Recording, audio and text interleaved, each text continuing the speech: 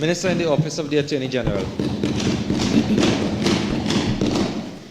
Mr. Vice President, I thank you for the opportunity to contribute to this debate. I rise today, Mr. Vice President, not as a member of the People's National Movement. I rise today, Mr. Vice President, not even as a member of the government, but I rise as a 38-year-old, hard-working Trinbagonian woman. I stand to contribute to this debate, Mr. Vice President, as it is my pledge and my promise to the young girls and women of this country that I will pepper any man or any woman that facilitates, promotes, and engages in workplace bullying and harassment. Mr. Vice President, no woman, whether a PNM woman, whether a UNC woman, no woman should have to work in fear of intimidation. As a young woman in politics, Mr. Vice President, 38 years old, I'm not spring chicken, but it's relatively young. I expect, as a young woman in this chamber, that you, my brothers of this Senate, that you, my brothers of this honorable Senate, will protect me from personal attacks and intimidation. And I'm not talking about peacock in politics. Now, entering into politics, I'm very much aware that I can't pelt lash if I can't take lash. So I'm not talking about peacock in politics, but I'm talking about personal attacks and personal intimidation. That is another story altogether. And I ask you, my brothers of this Senate, even those opposite, today you have a responsibility. We've spoken about protecting women in this Senate against sexual harassment. We have spoken about protecting the vulnerable in society. Today, my brothers and sisters of this Senate, you have an opportunity to stand in the defense of protecting the honorable President of this Senate from against such attacks.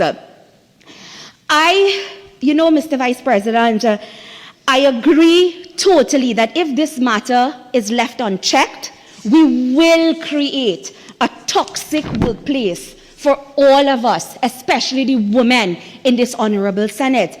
Now, I know all too well, and I will speak from personal experiences, what a toxic workplace is. You would appreciate, as a young female attorney at the criminal bar, the kind of lashing I would have experienced entering into the courtroom, which is perceived as a male territory, especially at the criminal bar. Thank God I had a head of chamber known as Pamela Elder. Senior used to always tell me, put on your lipstick more red and go through and lash them. And because of that advice, I was never intimidated. But I know there were younger lawyers like me at that time who did not have that guidance and who did not have the benefit of that senior, that kind of senior to guide them. And I know of the repercussions of being intimidated in a workplace. Mr. Vice President, when I entered into politics, it was no different.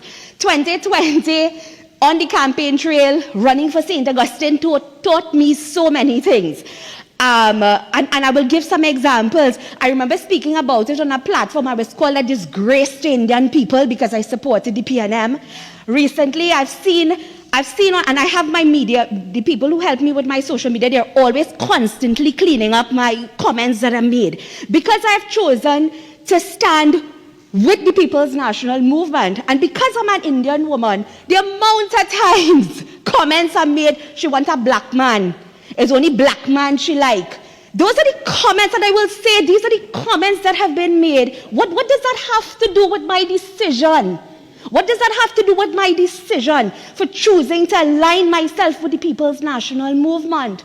Not too long ago, a derogatory comment was made about I came out of a cupboard and the Honorable Prime Minister jockey shorts was on my head. That was a comment that was made on social media against me. Immediately we removed the comment, and then I realized I had to sift the comments that were made against me on social media.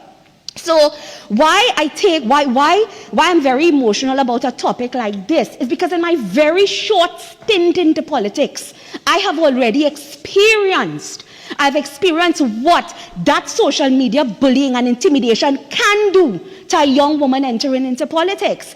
Thank God, probably because of the God that I serve, The more the comments come, I put on my battle dress every day and I show up for work ready to serve the people of this country. But we have to recognize that there are many women out there who are not in a position to do that and who will not be in a position to do that.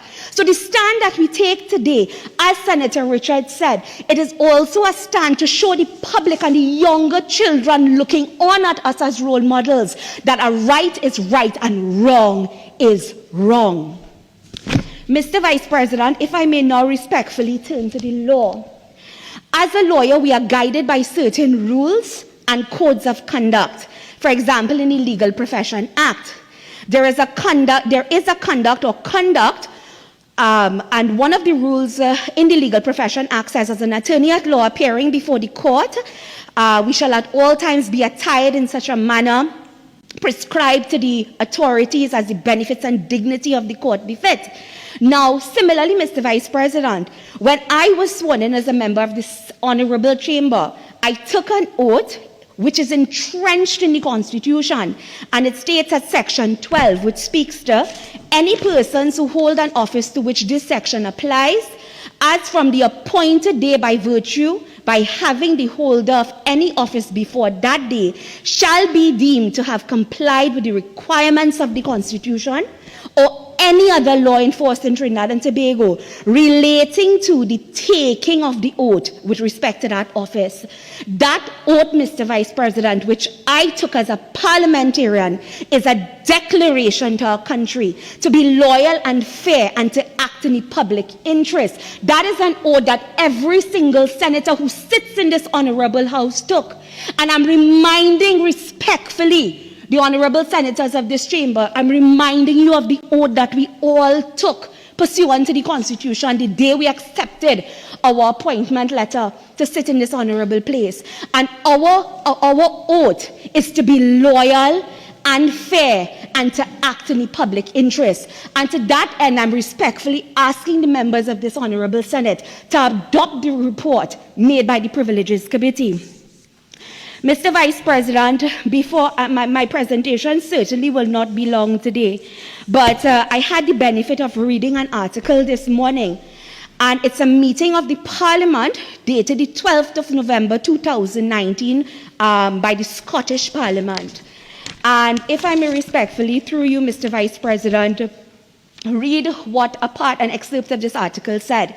It says, no one would disagree that intimidation experienced by parliamentary candidates and others in public life has become a threat to the diversity, integrity, and vibrancy of representative democracy in the UK. We know that women and ethnic minority candidates face the worst abuse ever.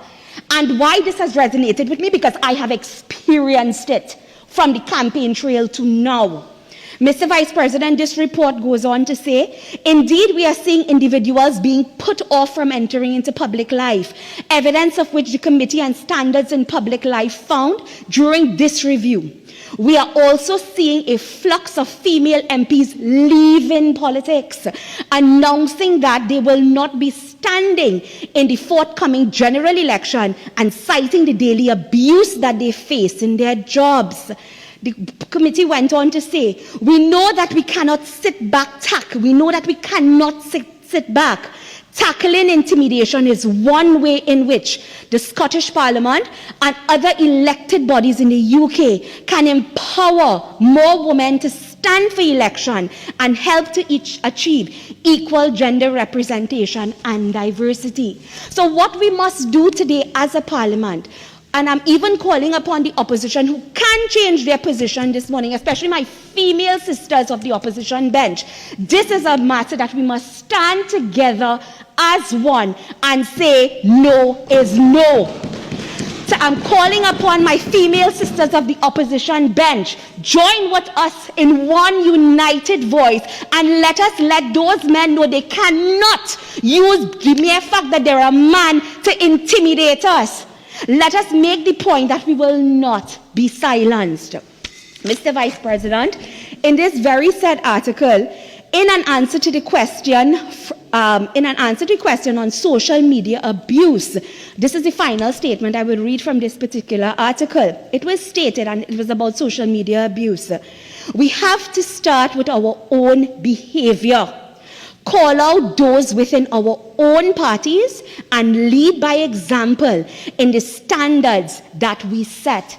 This has also resonated with me because, and I stand without fear of contradiction, since I have entered into this most honorable house, you will never find a media post. You will never find a tweet or a comment coming from Senator Renuka Sagram Singh Suklal degrading another woman.